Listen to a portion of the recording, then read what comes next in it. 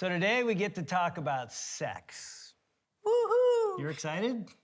I shouldn't be? I don't know. It's going to be quite a day. It's interesting. Several years ago, we were asked to speak on a marriage cruise called the Love Like You Mean It Cruise by Family Life. And Bob Lepine, our friend who asked us to speak, hadn't told us our topic. So a few weeks before the cruise, I'm texting him on my phone, I'm using my thumbs, because I said, Bob, what do you want us to speak on? And he's like, tell me the things you speak around the country on. And we're like, conflict. Communication. And you name it. So then I added sex. And he goes, oh, you guys need to speak on sex. We have no couple speaking on sex. And we're like, oh, great. I text back immediately, are you serious, dude? You want a couple in their 50s talking about sex? And right away he texts back, are you still having sex? Then talk about it. You think that's so funny? I think it's funny. So here's the thing. Yes, we still are. And yes, today we're going to talk about it. And it's going to be a great day because it could be uncomfortable for some people. But here's the thing. Everybody else is talking about it. Yeah. We know what the culture thinks. We know what movies think. We don't know what God thinks. The church has been pretty much silent on this for decades. I never heard a sermon, a pastor talk about this growing up. The only thing I ever heard in church about sex was it's wrong, it's dirty, and if you do it, you'll go bald. So some of us are really bald. Anyway. And really, God talks a lot about it. Oh, yeah. And it's interesting, when we talk about this at our marriage conferences around the country, we often have couples line up to talk to us, and we think they're coming up to talk about their marriage, and how often... Right, and how great they're doing. Yeah, but more often than not, they're talking about, this is so hard. Specifically, their sex life and the struggles in their sex life. Because honestly, we all bring so much baggage, especially into this area. And I'll tell you this, sitting in the room right now are different categories of people when it comes to talking about sex. There's some are like the blushers. You're like, oh my gosh, you're gonna talk about this like with the lights on? That means tonight we're gonna have to do it. Yeah, and then you've got on the other side of that, you got the locker room crowd who's like, yeah, let's talk about it. But you've got that going on in the room, and we've got to dance that little tightrope. And then in the room also are, like, for me, I have sexual abuse in my background. And so that's true for some of the listeners. So for some of you, you've gone through that. That's so painful, and it really does affect this area. So how do we walk with that? How do we talk about it? So we're going to try and be sensitive to that, because it is an area of our lives that many people have been hurt. And a lot of that's because we don't even know God's original design. So let's talk about that. We got just 3 thoughts. And the first one is this: bring God into the bedroom. Which everybody, you're just like, wait, what? That sounds weird, but here's what I mean. Bring God's perspective into this area of our lives. And as Ann said, God's the one who designed and created sex. I remember we said that once at a marriage conference. God created sex, and this guy in like the 3rd row goes, praise Jesus!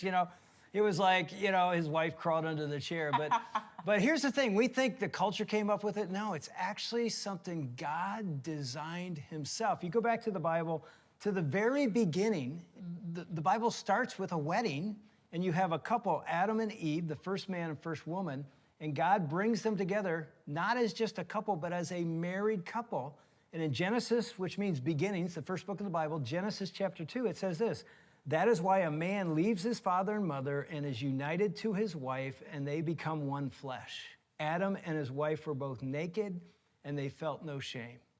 Now, there is no father and mother in this garden. It's just Adam and Eve. So what's God doing? He's setting up this institution called marriage, and he says it's a beautiful thing. You're going to leave mom and dad, and you're going to cleave to your wife, and you're going to become one flesh. And that means sexual intercourse. It means sexual intimacy, and it's from the very beginning. Here's another passage that's in the Bible. I didn't even know this kind of stuff was in the Bible. Proverbs 5 says this: may your fountain be blessed, and may you rejoice in the wife of your youth. And then he says this: a loving doe, a graceful deer, may her breasts satisfy you always. May you ever be captivated by her love.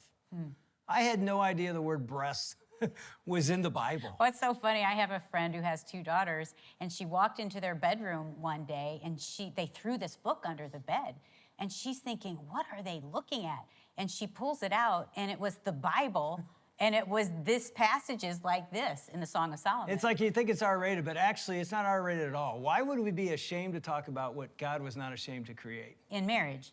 In marriage, and that's his design. And it's interesting when you think about, okay, what was God's design for sex in marriage? It's really a couple things. One is obviously procreation or reproduction. This is his command to multiply and to build a godly legacy, he gave us a way to do that. It's called sex. Now think about this. If you're God and you want your human beings to reproduce, you could come up with anything you want. It wouldn't have to be sex. It could have been like cross-pollination. You know, you're like in aisle 7 at Kroger and somebody sneezes by you and you're like, oh, I'm pregnant again. Thank God it isn't that way. It's like a whole, it's unbelievable. beautiful. God gave us this Yes. unbelievable thing. And part of the purpose is reproduction. I tell you what, I never heard there was any other purpose growing up in church. That's the only thing I heard. But if you study the Bible, you find out God also had another purpose, and it is pleasure. God desires that this be something that's pleasurable. He doesn't cover his eyes when a married couple is making love. Think about this. He actually applauds. Some of you can't even picture a God like that, but God actually applauds when a husband and wife make love. He's going, way to go. Well, I heard one author say that when a husband and wife make love, it's almost like every time they do that, they're renewing their vows. And that's kind of a beautiful way to look at it. But it's hard, isn't it? Like, especially if you grew up outside the church, especially if you have no context for God.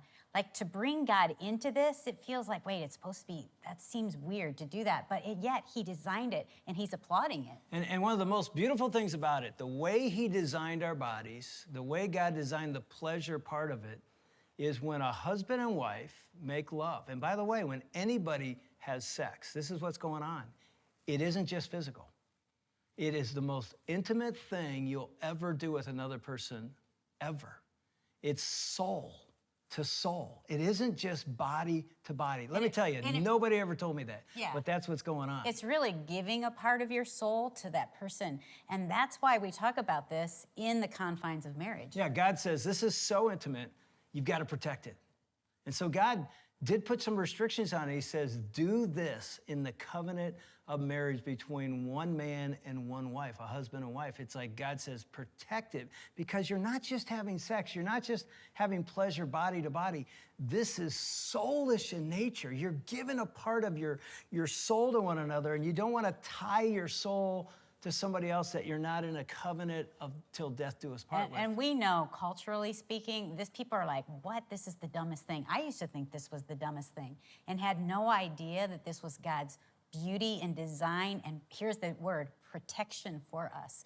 Because Dave and I have pasts that we brought other people into this relationship, and it's really been hard. And our biggest struggle in our first year, you heard about that, where you didn't want to be married anymore. A lot of our pain, I'll be honest with you, came from sexual baggage, sexual memories and things we brought into our relationship. We had no idea what we did before marriage would have an impact on our marriage. Oh my gosh, especially in this area, it does. Why? Because it's that deep. It's soul to soul. And so when you bring God into the bedroom, when you bring God's heart, God's perspective in, it's like you step back and go, oh my gosh, this is so delicate. It's so beautiful.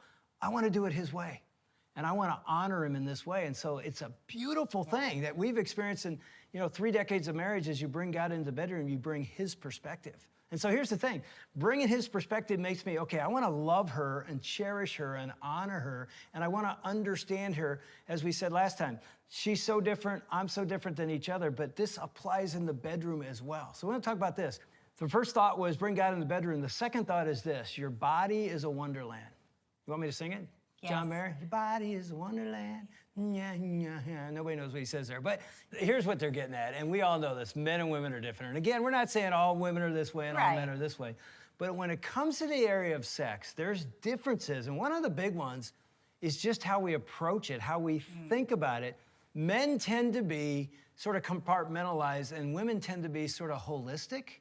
Compartmentalized means I have compartments, and I can slide into one compartment and then slip into another, and they sort of never overlap. Holistic, I'm not even sure we understand holistic. It's like you're global, because everything runs into everything. In other words, if Dave and I had a fight, and then we make up and we're done, but 2 minutes later, Dave could be like, let's have sex. I'm like, we just got over our fight. He's like, yeah, we're over it. Yeah, and she can't think that way, because here's my analogy. Women are like a string of Christmas lights. If one bulb's out, they're all out. Guys could care less if any of them are on. Let's go. But It's just we're absolutely totally Yeah, because different. we're thinking of all of our stuff at the same time. And if one thing is off, it affects every other area.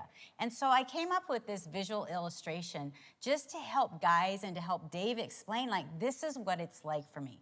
Let's say this night, I'm like, give Dave the look like, hey, how about tonight is the night? She's never given me that look, I have by the to. way. Like, I don't know what this is. Hey, this is it. That's Like, our woo, woo. that's our little cue there. So that means like tonight it's happening, right? So Dave goes into his sex compartment. So he's upstairs. This is the only thing that's on his mind. That's it. He's So here we waiting go. for me. So I'm downstairs, right? And here, as a woman, here's what I'm thinking. All right, so what needs to be done tomorrow? Do we have any milk in the refrigerator for breakfast? Do we have groceries? And so I start thinking about that, right? So I start picking up bags. Oh gosh, Dave's traveling this weekend. Like, what's he doing? What's my schedule? What's that look like? Oh my gosh, we're writing this book. We have to write this more chapters in it. I haven't slept. When was the last time that I slept? I haven't slept in ages.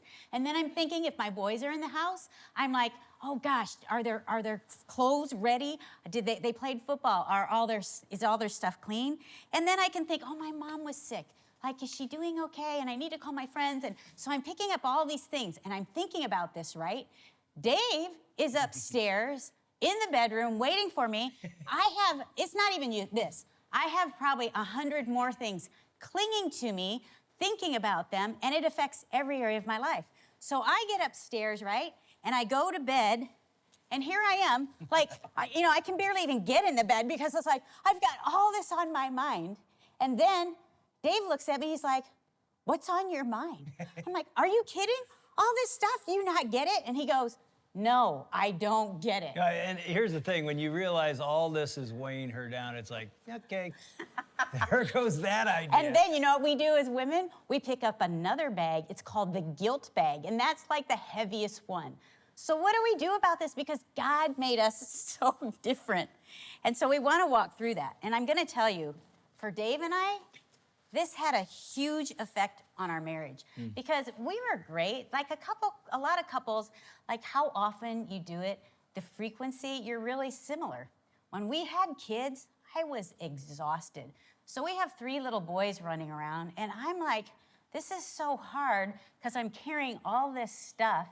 And Dave's frustrated because he wants to have sex more. I'm feeling like, well, if you'd be more affectionate or if you'd be more loving and cherish me more, maybe I'd be interested. And so we were really missing each other. And I was like, why did God make us so different? Like, this is a bummer. I love the book Love and Respect because Emerson Eggridge talks about how we're different as male and female. And he says, to get to a man's heart, and that's what we want as women. We want to get into them and their relationship and who they are. To get to a man's heart, you first have to go through his body, like sexually. But for a man to get to a woman's body, he first has to go through her heart, and it's about relationship. And so I read that, I'm like, oh, well, that's awesome. We're just missing each other, And yet, why did God do that? Because this can be a real difference. And I'm not saying that all men want sex more than women or women want sex more than men. It could be totally flipped, and I'm not sure how that looks in your family relationship, but this can be real tension. And the interesting thing about it is I got mad, and we had fights about this because I did not understand how different she was. And we talked about this last time. It's like, what are her top 3 needs? Right. Guys, do you remember? Are you yelling this out right now? Because, man, it's like after that last session, I hope you went and said, okay, what are your top 3 needs? And I didn't know that Ann longed for me to be affectionate. She longed for conversation. I wanted relationship. Right.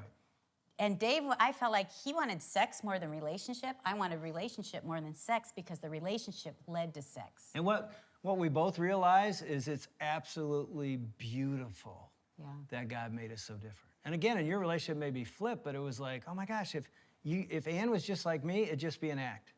And honestly, I was good with that, right? But no, it's like, it's so much more beautiful and more intimate and deeper than that. And if I was just like Ann, all we'd ever do is talk. So it's like, true. No, I know it isn't. But it's like, oh my gosh, God made us different Because the bottom line is vertical marriage means I go to Christ to find my life, and then out of that I come to my marriage and say, how can I give? How can I serve? How can I honor your needs is more important than mine? Well, and that applies in the bedroom as well. It isn't about me, it's about how do I cherish her? How do I respect him? And that makes lovemaking really intimate because it isn't just beautiful. about me, it's about serving serving your spouse. I love what one of our mentors, Howard and Jeannie Hendricks, they were speaking one time. They were in their 80s at this time. And someone in this conference asked them a question, what is sex like in your 80s? Like they were 85. And I 86. actually went, ugh, I don't even want to know. But I was like, wow. I don't want to know. Yeah, but here's what he said, which I was so surprised at. He said, those of you who have been married less than 15 years, you still don't even get it. You think sex is about the body. Because after you're married for a while, you realize that it's so much more than the physical or just the bodies. He says, sex is a union of the soul. It's not about orgasm. It's about combining your soul together because sex can look different when you get older with health problems, with all kinds of things. He said, but when you come together intimately, sexually, in this beautiful way, whatever that looks like, he said that brings glory to God, and that is intimacy, and it's this union. And when we heard that, we both thought, we're not even close. Yeah. We just want to grow in this area, and God wants us to grow in this area, and it's a lifelong process of learning how to love and cherish and cheer one another in a beautiful way, not just everywhere else in your house, but the bedroom, but also in the sexual area as well. So when you bring God into the bedroom, it's like, oh my gosh, that's a broader vertical perspective I've ever had. When you start to understand the differences between one another, it's a beautiful, beautiful thing. And let me give you some tips, guys, because you may have seen that situation. I had this one guy come up to me one time. He's like, that is the most depressing thing I've seen when you brought all that baggage up. He goes, but that's my wife. So that may seem depressing, and so here's a tip. Here's what I used to tell Dave. When we go to bed at night, you know, I've got all this on my mind. One of the things that can help me to get rid of that is, first of all, once in a while, ask me this. So guys, ask your wife this. What's the heaviest bag you're carrying in your life? And if you really want to score points, then you say, is there any bag that I can take off that you're carrying that I could carry? Whew, that's a good one. And here's another thing, another little tip. Here's what I used to tell Dave. Let's just when we get in bed, can you just... Are we going to be this honest here? Yes. Talk about getting in bed?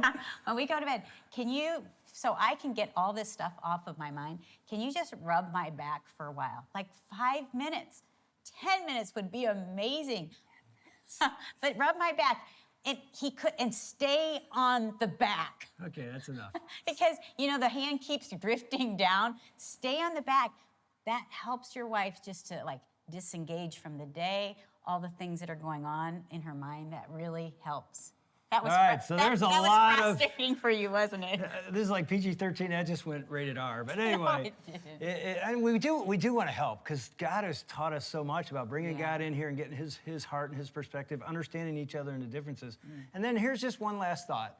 And I used the song for the last one, Your Body is a Wonderland. I'll use another one from the 60s. Come on, baby, light my fire. Come on, baby, light my fire. That just aged you. Yeah, I know, it doesn't matter. But, and the thought is this.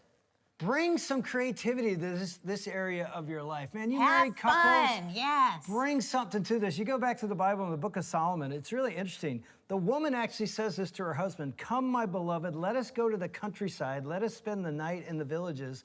Let us go early to the vineyards to see if the vines have budded, if their blossoms have opened, and if the pomegranates are in bloom. There I will give you my love. I tell you what, I never heard stuff like this growing up from the Bible. It's like, what is she saying here? She's saying, let's be creative. Let's go spend a night in a hotel. Let's go somewhere else and make love. They were actually in a field, in a vineyard. And we're not suggesting you do that. You got to be careful about that whole thing. But it's just like, bring some spontaneity and creativity to this area of your married life. And I tell you what, this is something that we've had to learn over the years as well. It can get boring and predictable, and you're busy, and you think this area of the house, this area of a relationship doesn't matter. I mean, make your bedroom a nice place. Don't put your motorcycle in there, your ticker tape stock thing in there. Bring some creativity in there. I have to even share this. Here's Dave and I, and we'll have an anniversary dinner or something, and I'll say what do you feel like when you look back on this past year? What was the most memorable You're going to moments? share everything, aren't you? Yes, of the year. Without fail, every time it's some like having sex somewhere. I'm like, really? Again? Really? Okay, one time I was doing speaking at a chapel service for the Detroit Lions as their chaplain on my birthday. It was a Saturday night. We're playing at a home game and the next morning, and we go to a hotel and spend the night there. So I'm speaking to the guys. It's my birthday, and I'm like 5 minutes into the message. There's probably 30 players and 4 or 5, 6 coaches there. And one of our players walks in late, and he walks right to the front of the room while I'm talking, hands me an envelope, and I barely look at it because I'm in the middle of my thing. I'm like, dude, just sit down.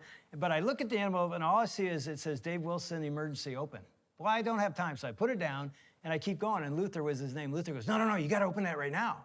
And so then I'm like freaking out, like, oh my gosh, maybe something's wrong with the kids. Well, maybe didn't it say something on that envelope? It said emergency, open immediately. So I thought, okay, so somebody might have to go to the hospital. So I open it up, and I'm sort of in a panic state. And I don't know why to this day I did this, but I read it out loud.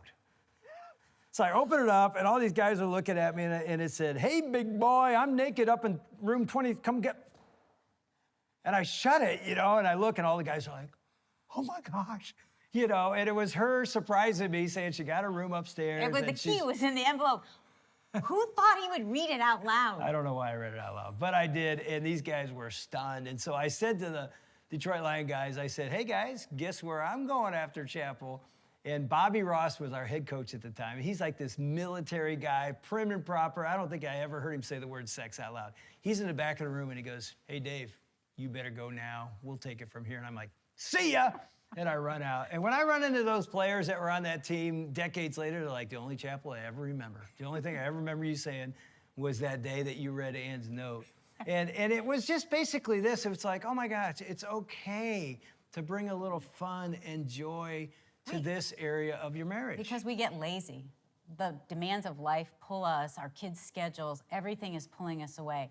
This area is really important because it really does unite you. It's intimate, it makes you one, it makes you fall in love all over again. And I'll end with this story.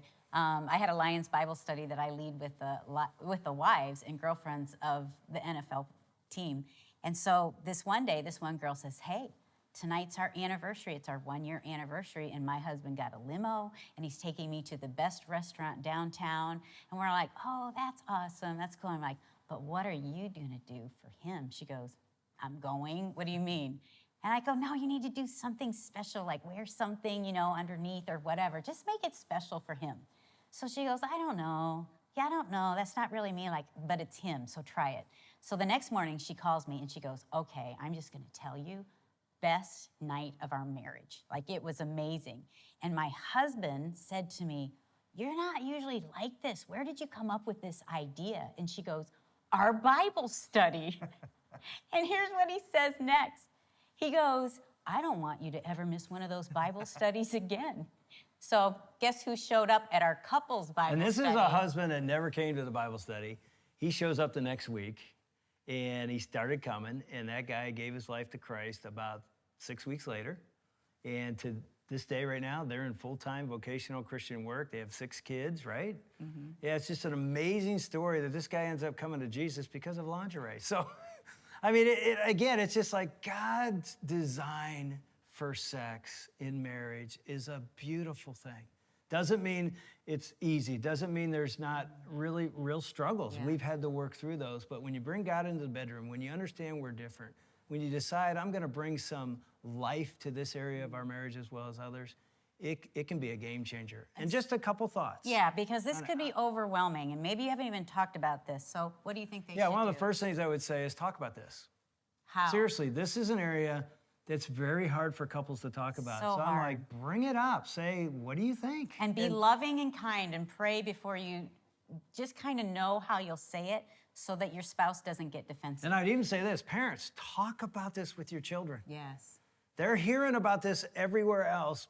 Please bring God's word, God's truth to that conversation and talk about it with them as well. And some of you, maybe you're single and you're like, wow, I've never even heard of this. I've never heard this. What do I think of this?